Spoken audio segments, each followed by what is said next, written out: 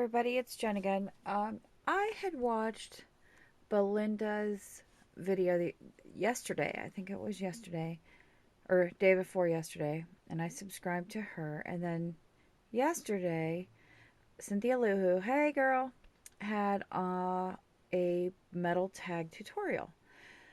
And I was watching that this morning, and it gave me a fab idea. When she did that tutorial, when Brenda did that tutorial, I went and priced out those metal shipping tags, and they're quite expensive. I think they're $35 for 100 of them, so that's quite a bit of money. So, and then when I watched CynthiaLooWho's video this morning, I remembered that I had something that I might be able to use. So I ran down to my basement. Okay, well, I didn't run. I walked carefully so I didn't gouge my finger off again this morning. And I dug up this flashing that I have. And you can get that at Lowe's or Home Depot or whatever your local hardware store is. Now, I bought a roll that was 10 feet by 10 inches. So it's 10 inches wide by 10 feet long. And it comes banded with this super strength tape. And here's the reason why. Because when you take the tape off, it goes bahooty and it unravels real fast. And I'll show you that here in a second. So what I did is I just cut, since it's 10 inches wide, I just cut it 3 inches from there. So I have a 10 by 3 piece, which is now going to give me 2 metal tags. And this stuff is fairly inexpensive. I can't remember what I paid for it. I want to say like maybe no more than $10 for this piece. So I'll get quite a few tags out of this now that I've figured it out. So anyway, so you take this band off, and I caution you to be very careful. First of all, this is sharp, so be careful. But when you take this band off, it starts to unravel, and this is what happens. You ready? There it goes. It just gets this big. It just completely unravels and goes crazy. So prepare yourself for that. If you're expecting anything else, I don't think you'll get any different result. Okay. So I cut this at 3 inches. I have tape all over me. And then I'm going to cut it at 5 inches so that I have 2 tags. So I just line this up on my mat. And I have this awesome ruler that, it is the coolest ruler. My mother worked in the medical field, as did my father, which I'll tell you a story about them some other day. But I got this ruler, and I've had this ruler as long as I can remember ever having a ruler. So anyway, I just slap this on here, like so, and I line it up so that it's completely straight. And then I just used the back of a paring knife because, let's face it, why not? So I just, I'm not at all left-handed. So I just made a score line here. And then I cut it with my tin snips. And I don't know how I lucked out with these tin snips because I just wanted a good pair. And these are called Stanley. They're made by Stanley and they're called Fat Max. But most tin snips, cut to the left. I don't know why, but they just do. So these happen to cut perfectly straight. I don't know if you could tell. These cut straight, and they have a little serrated edge like the Tim Holtz scissors. So I'm going to set this down and cut this in half, and I'm going to try to not make you ill doing it. And I sincerely hope that I don't. And I don't know how I'm going to get this to stand up, but I'll work on it. I'll just do something. I'll stack stuff under the thing and let you lean a little bit sideways. Awesome.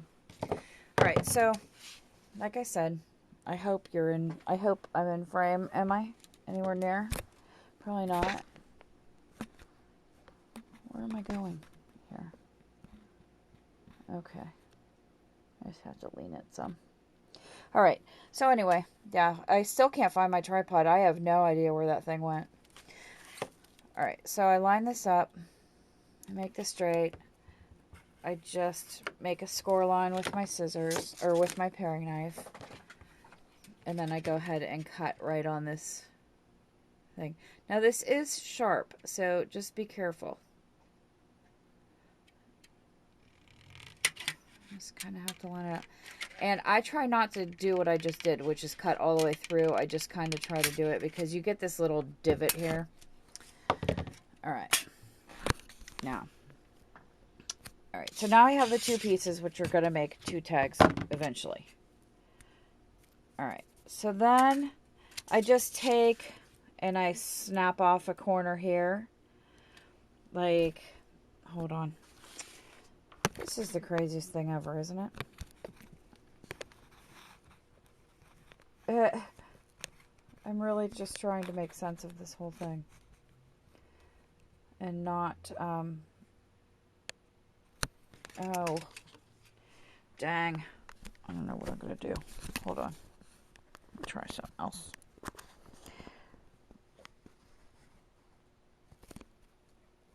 All right. So, I have this balanced on my chin. Do you believe it? Alright. So, I'll just whack off this corner. And then I'll just put this corner over here. And hold it. So that the corners are even.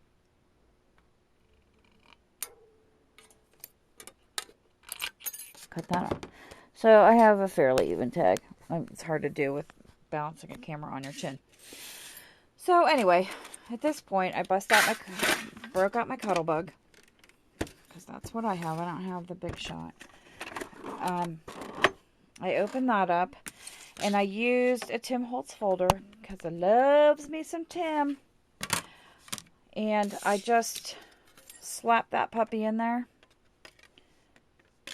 And then the first time I tried to run it through, it did not work very well for me. Okay? And it just wasn't thick enough, or something was wrong with it. So, and you can line this up any old way you want.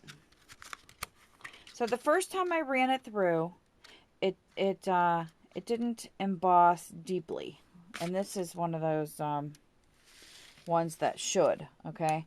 So I used my A plate and my B plate and my other B plate, and it did not come out well.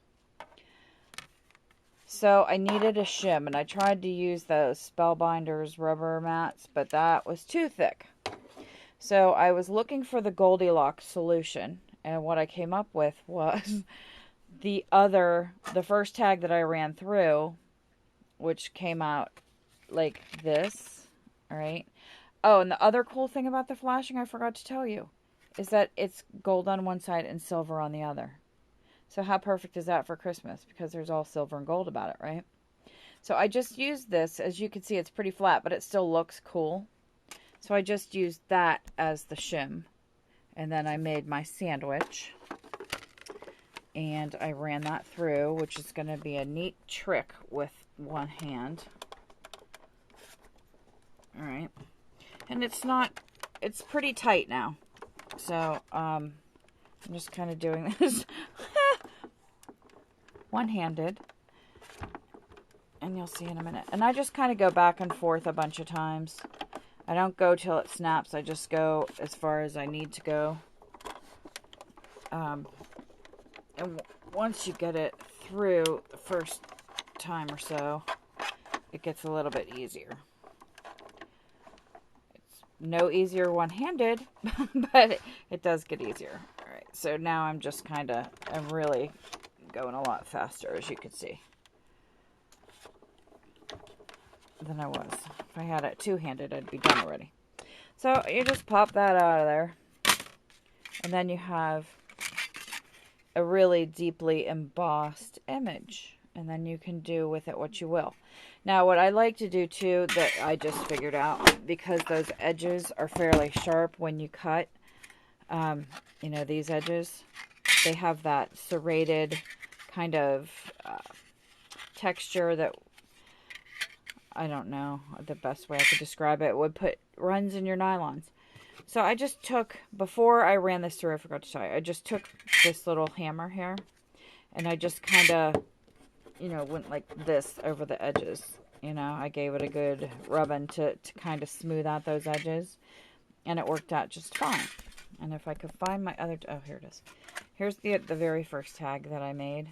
So these edges, you know, I'm not cutting myself on them. So that works out pretty well. And that's what you have. And you have a perfectly embossed image, and it costs a lot less money than a metal shipping tag. And it's as wide as you want it to be. So I hope you enjoyed, and I hope that helped somebody. And shout out to both Brenda and CynthiaLooWho who inspired this tutorial. Have a great day, ladies. Talk to you later. Thanks for watching.